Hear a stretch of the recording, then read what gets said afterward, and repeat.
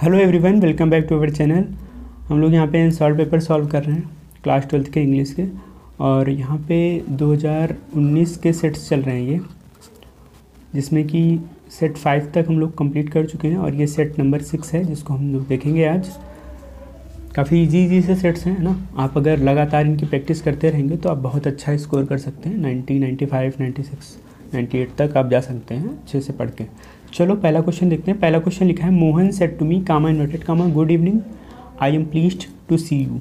ठीक है, इसको इनडायरेक्ट में बनाना है। तो सबसे पहले हम ये देखेंगे कि ये कैसा टाइप का सेंटेंस है। ये वाला जो अंदर वाला सेंटेंस है ये कैसा है ना। ये ऑप्टेटिव है, हमें दिख रहा है। तो हम सेड टू को चेंज करेंगे विश्ड में। ठीक है, क्योंकि गुड इवनिंग, गुड मॉर्निंग ये सब बोला जा रहा है तो विश मांगी जा रही है ना, विश किया जा रहा है किसी को। तो बनाएंगे Mohan wished me, Mohan wished me good evening.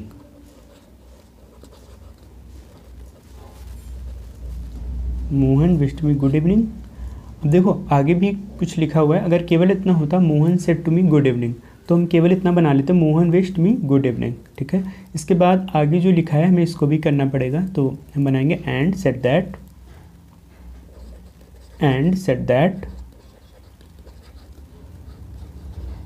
And said that I first person है, चेंज होगा सब्जेक्ट के हिसाब से। सब्जेक्ट हमारा मोहन है तो हम इसके हिसाब से ही करेंगे। दैट ही एम प्लीज्ड लिखा है, आई ही वाज हो जाएगा है ना। ही वाज प्लीज्ड टू सी, देखो यू सेकंड पर्सन है, चेंज होगा ऑब्जेक्ट के हिसाब से। ऑब्जेक्ट हमारा मी है, मी के हिसाब से यहाँ पे हो जाएगा प्लीज टू सी मी। ठीक है, मी के हिसाब से फिर मी ही कर देंगे हम। इस तरह से हो जाएगा। आ गया होगा समझ में। अगला क्वेश्चन देखते हैं। अगला है, my father asked me are you feeling well, I replied yes. ठीक है, तो ये हमारा इंटरोगेटिव सेंटेंस है। इसमें पहले से ही आस्क लगा रखा है, कोई दिक्कत नहीं है। हम फिर से आस्क लगा देंगे है ना। देखो यहाँ पे सेट टू होता था नॉर्मली तो हम आस्क करते थे, उन्होंने पहले से ही आस्क लिख दिया है तो कोई दिक्कत नहीं है ना। तो हम इसको बनाना स्टार्ट करेंगे। माई फादर आस्क्ड मी, माई फादर आस्क्ड मी। अब देखो यहाँ पे हेल्पिंग वर्ब से स्टार्ट है तो हम यहाँ पे इफ़ लगाएंगे। अगर ये क्वेश्चन वर्ड होता, क्वेश्चन वर्ड से यहाँ से स्टार्ट होता तो हम वही क्वेश्चन वर्ड रख देते हैं ना। इफ़ यू सेकंड पर्सन है, चेंज होगा ऑब्जेक्ट के हिसाब से। ऑब्जेक्ट हमारा माई फादर है तो if I was, present continuous है, पास्ट कंटिन्यूस हो जाएगा। If I was feeling well. आगे वाला अफर्मेटिव हो जाता है, असर्टिव हो जाता है तो हम उसको वैसे ही करेंगे। ठीक है, फिर अगला है आई रिप्लाइड यस। तो इसको कर सकते हो I replied in affirmative, I replied in affirmative. ठीक है, इस तरह से हो जाएगा। चलो आगे बढ़ते हैं, आगे देखेंगे क्या क्वेश्चंस हैं। आगे कंबाइन करना है। तो पहला क्वेश्चन है, Rita found her pen, the pen was lost. Simple बनाना है, रीता ने अपना पेन पाया था, the pen was lost, pen खो गया था, ऐसा कुछ है। तो इसको हम पार्टिसिपल से बना सकते हैं है ना, पार्टिसिपल से। अब पार्टिसिपल 3 तरह के होते हैं, present participle, past participle, perfect participle. Present participle में V1 प्लस ING होता है, पास्ट पार्टिसिपल में V3 होता है, परफेक्ट पार्टिसिपल में हैविंग प्लस V3 होता है। तो हम इसको पास्ट पार्टिसिपल से बनाने वाले हैं। पास्ट पार्टिसिपल से बनाएंगे जिसमें कि वो एडजेक्टिव बन जाता है। अब देखेंगे कैसे। जैसे देखो, जैसे कहा गया Rita found her pen, Rita ने अपना पेन पाया था, the pen was lost, pen खो गया था। तो जैसे इसको कहें कि रीता ने अपना खोया हुआ पेन पाया था, तो ये सिंपल हो जाएगा है ना। बनाते हैं, Rita found her lost pen.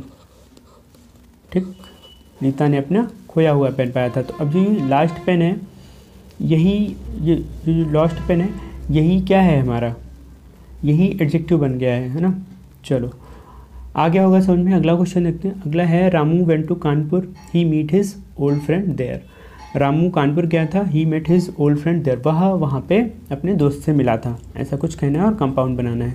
देखो कंपाउंड बनाने के लिए हम कई सारे कंजक्शंस का यूज़ करते हैं, कई अलग अलग तरह के कंजक्शंस होते हैं, उन्हीं में एक कंजक्शन होता है कुमुलेटिव कंजक्शन, है ना, जिसमें and, as well as, both and, इस तरह की चीज़ें आती हैं।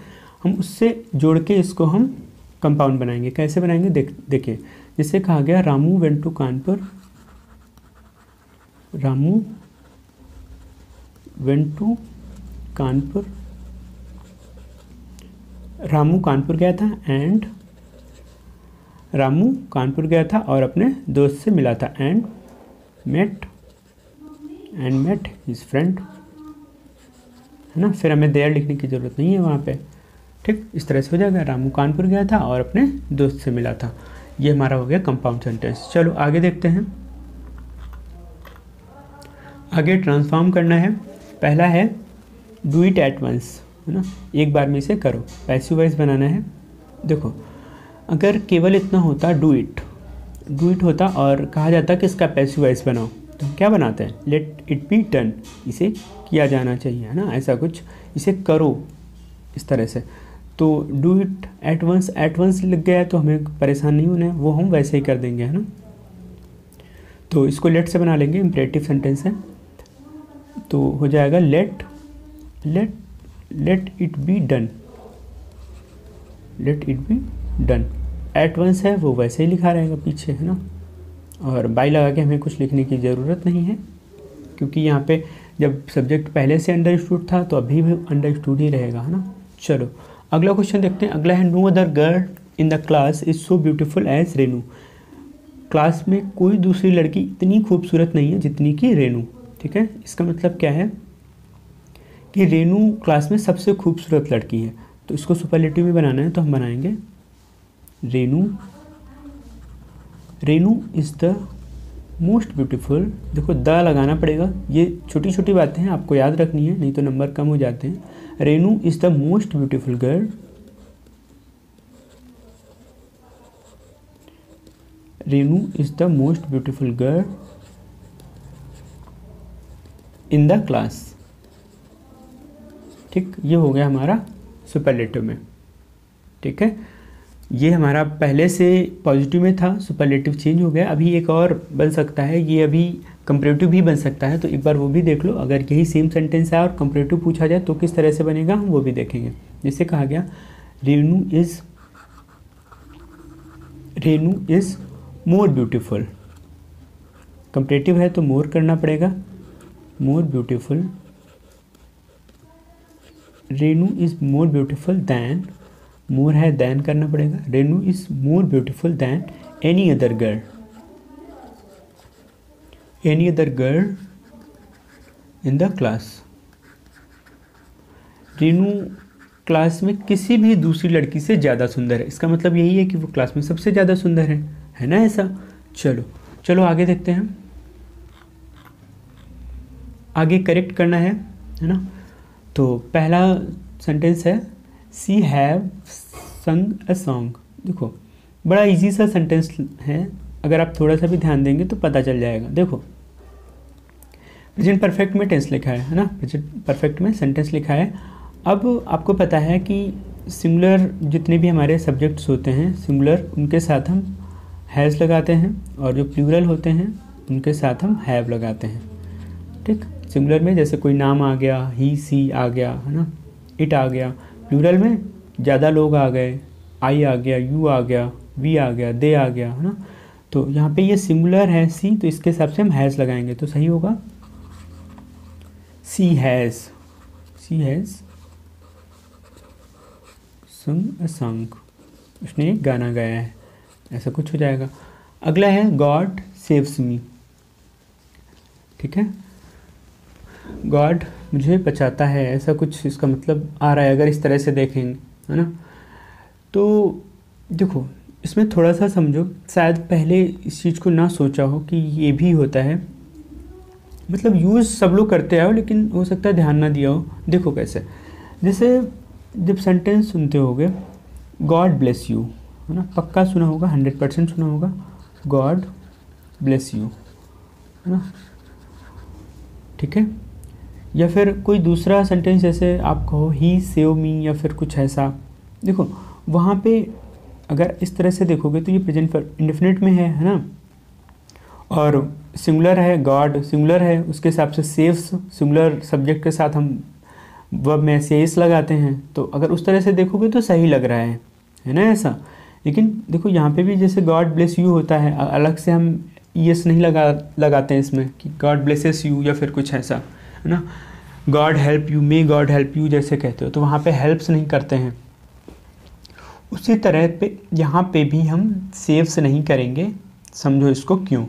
देखो जब भी इस तरह से ये बोला जाता है God bless you, God save you, God save me, है ना, गॉड हेल्प यू, जब ये सब बोला जाता है तो ये एक सब्जेक्टिव यूज़ होता है वर्ब का। देखो सब्जेक्टिव यूज़ क्या होता है, थोड़ा सा इसको समझो इधर, सब्जेक्टिव नहीं सब्जंक्टिव, है ना, सब्जंक्टिव यूज़। इसमें क्या होता है, विश वगैरह मांगी जाती है, प्रे की जाती है ना। सब्जेक्टिव यूज़ मतलब इसका हिंदी मतलब अगर कहना चाहें तो संभावना सूचक, है ना, संभावना सूचक, संभावना सूचक। जब भी इनका यूज़ संभावना सूचक उसमें होगा तो हम यहाँ पे इसको प्लूरल मानते हैं, इसको प्लूरल मान के वर्ब में शेष नहीं लगेंगे। जैसे आपने वो वाला सेंटेंस देखा होगा, याद होगा पिछले किसी सेट में था भी, if I were a bird, है ना, if I were a prime minister, है ना, जहाँ पे पूरी कल्पना होती थी, संभावना दिखाई जाती थी, वो भी ऐसी संभावना जो कभी संभव नहीं हो सकती, है ना। तो उस वाले केस में हम क्या करते थे, if I were, if he वर, इस तरह से करते थे। यानी कि जो सिंगुलर सब्जेक्ट्स थे हमारे, हम उनको भी प्लूरल मानते थे। वही काम हम यहाँ पे करेंगे और यहाँ पे गॉड सेव मी करेंगे, गॉड सेव्स मी नहीं करेंगे। ठीक है, आ गया होगा समझ में। जैसे God save the queen, God save the king, है ना, ईश्वर बचाए रानी को, है ना, ईश्वर राजा को बचाए, इस तरह से कहना है तो हम इस तरह से यहाँ पे सेव करेंगे, सेव्स नहीं करेंगे। चलो अगला क्वेश्चन देखो, अगला है the number of invitees are increasing. देखो वैसे ये जो इन्वाइटीज़ लिखा है मतलब आमंत्रित लोग, इन्वाइटीज़ ये प्लूरल है ना, उसके हिसाब से प्लूरल है तो वर्ब प्लूरल लगी है ना। आपको लग सकता है कि ठीक लिखा है, क्या दिक्कत है, लेकिन जब ये द नंबर ऑफ करके आता है तो ये एक पर्टिकुलर नंबर दिखाता है ना। तो हम इसके हिसाब से फिर वर्ब प्लूरल नहीं सिंगुलर लाते हैं। ठीक है, तो यहाँ पे करेंगे द नंबर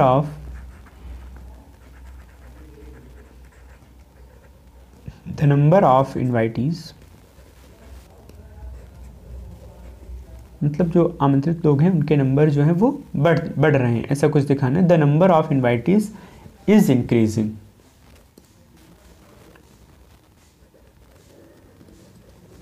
इज इंक्रीजिंग, इस तरह से हो जाएगा। अगला है many a boy were playing in the field, many a boy were playing in the field. अब देखो यहाँ पे भी थोड़ा सा समझो, मेनी अ बॉय, यहाँ पे एक एरर ये भी आती है, कभी कभी लिख के आता है मेनी अ बॉयज़। तो आपको पहली बात ये समझनी है कि यहाँ पे हम सिंगुलर सब्जेक्ट लाएंगे ना, सिंगुलर नाउन लाएंगे। उसके बाद दूसरी ये देखनी है कि यहाँ पे भी हम वर्ब जो है वो सिंगुलर यूज़ करेंगे ना कि प्लूरल। ठीक है, मेनी अ बॉय मतलब अ लार्ज नंबर ऑफ कह सकते हो, अ ग्रेट नंबर ऑफ, है ना, एक बड़ी संख्या, है ना। तो इसको सही करके लिखा जाएगा मेनी बॉय वाज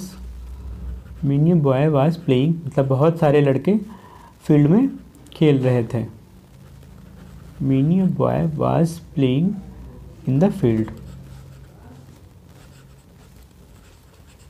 इस तरह से हो जाएगा। चलो आगे देखते हैं क्या है क्वेश्चन। आगे इडियम फ्रेज बताने हैं इनके। तो पहला है अ लार्ज, है ना, अ लार्ज नहीं, यहाँ पे एट लार्ज कर लो, एट लार्ज होता है ना, एट लार्ज। इसका मतलब होता है फ्री या स्वतंत्र कह लो, स्वतंत्र। ठीक है, तो इससे सेंटेंस बनाते हैं जैसे कहा गया the criminal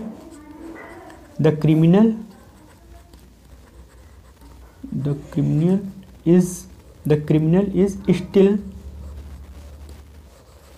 at large, the criminal is still at large, मतलब जो क्रिमिनल है वो अभी फ्री है, स्वतंत्र है ना। तब उसे पकड़ा नहीं गया है।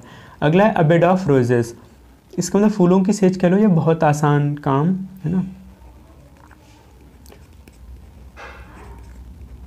मतलब फूलों की सेज ही होती है, बिल्कुल आरामदायक चीज़ है ना। तो इसे सेंटेंस बनाया गया, जैसे कहा गया द पोस्ट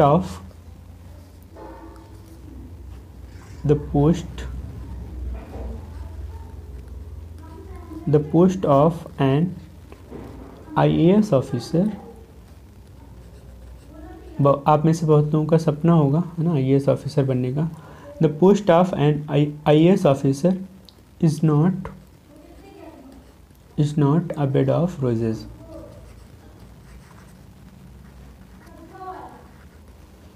ठीक है, इस तरह से हो जाएगा, मतलब जो IAS की पोस्ट है वो फूलों की सेज नहीं है ना, वो इतना आसान काम नहीं है ना, मेहनत करनी पड़ती है उसके लिए, बहुत रातें खपानी पड़ती हैं। अगला है अ मेडन स्पीच, इसका मतलब होता है प्रथम भाषण ना, सबसे पहला भाषण, प्रथम स्पीच कह लो, प्रथम भाषण। ठीक, तो जैसे कहा गया, मान लो प्रधानमंत्री जी ने इलेक्ट होने के बाद कोई स्पीच दिया, तो सेंटेंस बनाया गया the new prime minister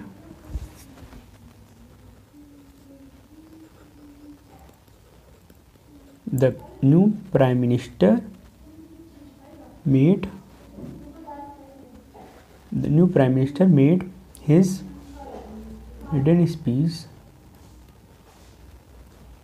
speech at the Red Fort।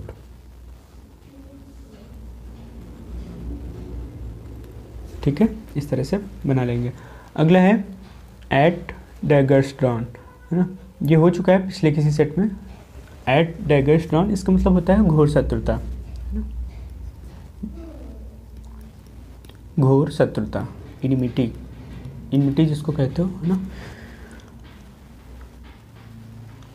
ठीक, तो चलो इससे सेंटेंस बनाएंगे, जैसे कहा गया दे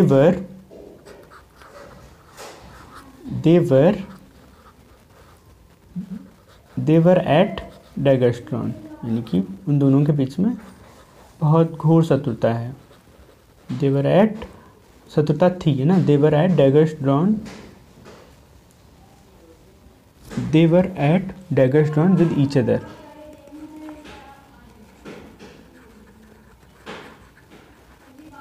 चलो अगला देखो, अगला है bread and butter. Bread and butter का मतलब होता है जीविका। देखो इन सबका हिडन सेंस होता है, अब ऐसे नहीं ब्रेड एंड बटर निकालने लग जाओगे कि ब्रेड अलग बटर अलग, है ना, तो उसका वैसा कुछ मतलब है ना। हिडन सेंस होता है लिवलीहुड जिसको कहते हो ना, जीविका, लिवलीहुड। ठीक है, जैसे कहा गया सेंटेंस मान लो बनाया गया, जैसे कहा गया दिस शॉप, मतलब ये जो दुकान है वो उसकी आजीविका का मेन सोर्स है ना। तो चलो बनाते हैं, जैसे कहा गया this shop is main source, main source of his bread and butter.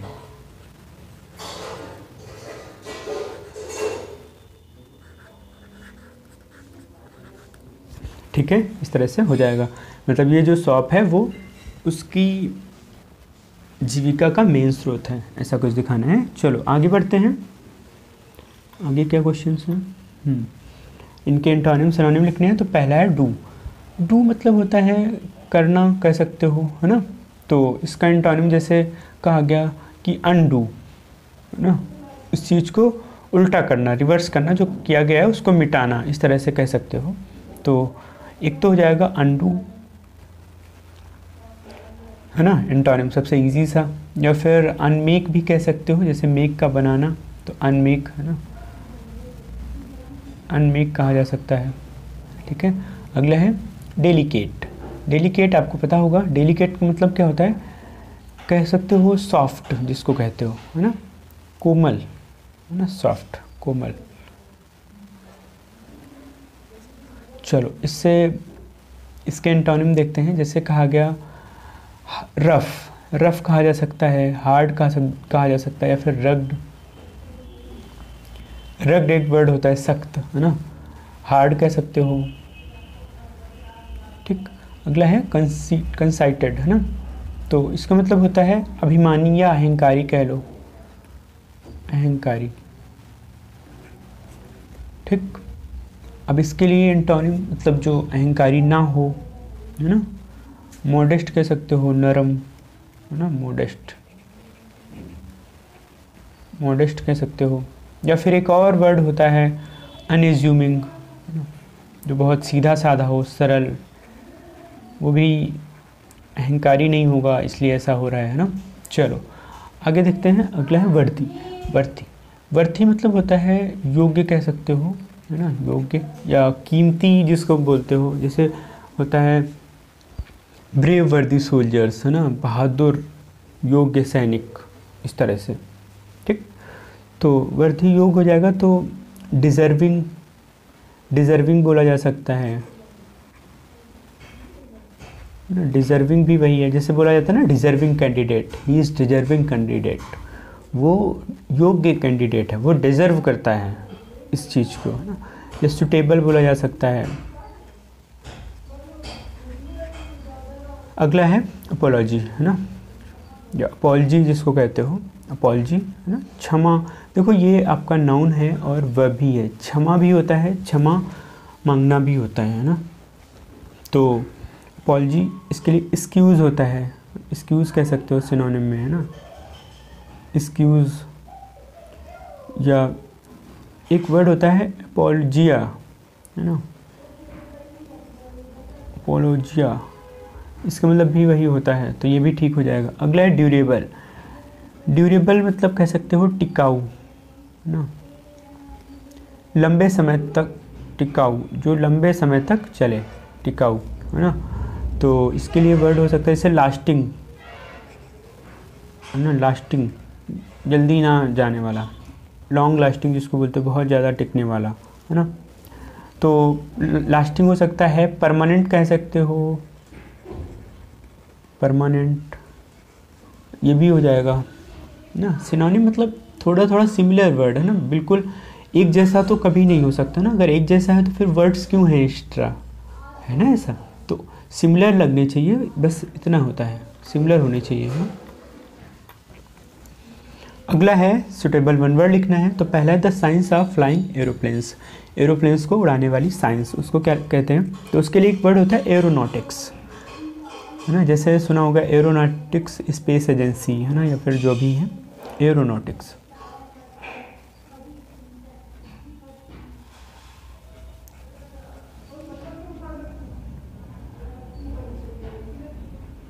है ना, एरोनॉटिक्स। अगला है that can not be red, जिसको पढ़ा ना जा सके, तो उसके लिए वर्ड होता है इलिजिबल, अपठनीय जिसको कहते हो हिंदी में, है ना, एलिजिबल। अगला है a man whose wife is dead, एक आदमी जिसकी जो वाइफ है वो मर चुकी है, तो उसके लिए वर्ड होता है विडो, विडोवर, है ना। देखो इसी में एक आता है विडो, विडो तो एक ऐसा, एक ऐसी वुमेन, एक ऐसी वुमेन जिसका जो हस्बैंड डेड हो चुका हो, है ना, जिसकी डेथ हो चुकी हो, उसको विडो कहेंगे, ये विडोवर होता है, विधुर और विधवा जिसको हिंदी में कहते हो। चलो अगला देखते हैं। अगला होम फोन से पहला है एडिसन, एडिसन, है ना, एडिसन और एडिसन। तो पहले वाले का मतलब होता है जैसे कहते हो पार्ट कह लो, है ना, भाग या संस्करण, संस्करण भी बढ़िया वर्ड है हिंदी का, है ना, संस्करण। इस एडिशन का मतलब होता है जोड़, योग जिसको कहते हो, जिसका अपोजिट कह सकते हो सब्सट्रैक्शन, घटाना जिसको इंग्लिश में कहते हो सब्सट्रैक्शन, है ना, घटाने को। तो इससे जैसे रिलेटेड सेंटेंस बनाया गया, जिसे कहा गया the new edition, the new edition, the new edition of this book, of this book is late, इस किताब का जो नया संस्करण है, नया पार्ट है, वो लेट है, देर से है। देखो एक चीज़ और यहीं पे समझ लो कि कभी कभी क्या हो सकता है, एरर आ सकती है। एरर में क्या लिख के आएगा, इसी तरह का सेंटेंस लिखा रहेगा और कहेगा करेक्ट करना है, और वहाँ पे इस वाले एडिशन को लिख देगा, इस वाले एडिशन को यहाँ पे उठा के लिख देंगे। तो आपको समझना है कि उस एडिशन का मतलब कुछ और होता है, इस एडिशन का मतलब कुछ और है। आप सेंटेंस देखो सही दोनों हैं, है ना। सही का मतलब ये है कि स्पेलिंग दोनों की अलग अलग है, अपनी अपनी जगह पे सही होंगे। तो यहाँ पे हमें इस वाले एडिशन का यूज़ करना है, ना कि इसका, है ना। जब इस सेंटेंस के मतलब से समझ आ रहा है कि ये वाला एडिशन चाहिए, हम इसको नहीं लाएंगे। तो हो सकता है कि कभी ऐसा क्वेश्चन एरर के फॉर्म में आ जाए, करेक्ट करने के लिए वहाँ पे इस वाले एडिशन को लिख दे। तो ये सारी बातें हमको समझनी है। जैसे अगला सेंटेंस हम इस वाले से बनाएंगे और वहाँ पे ये वाला एडिशन लिखा मिल सकता है। तो इस तरह से भी चीज़ें आपको एग्ज़ाम में पूछी जा सकती हैं, तो उसके लिए तैयार रहना है पहले से। जैसे दूसरा सेंटेंस बनाया गया उस वाले से, जैसे कहा गया the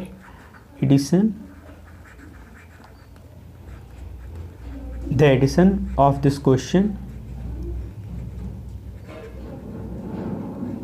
addition of this question is not correct. इस क्वेश्चन का जो जोड़ है वो करेक्ट नहीं है ना। मान लो कोई क्वेश्चन है, गलत हो गया है, अब पता नहीं चल रहा है कहाँ गलत है, फिर ढूंढा गया तो पता चला गलत यहाँ पे है।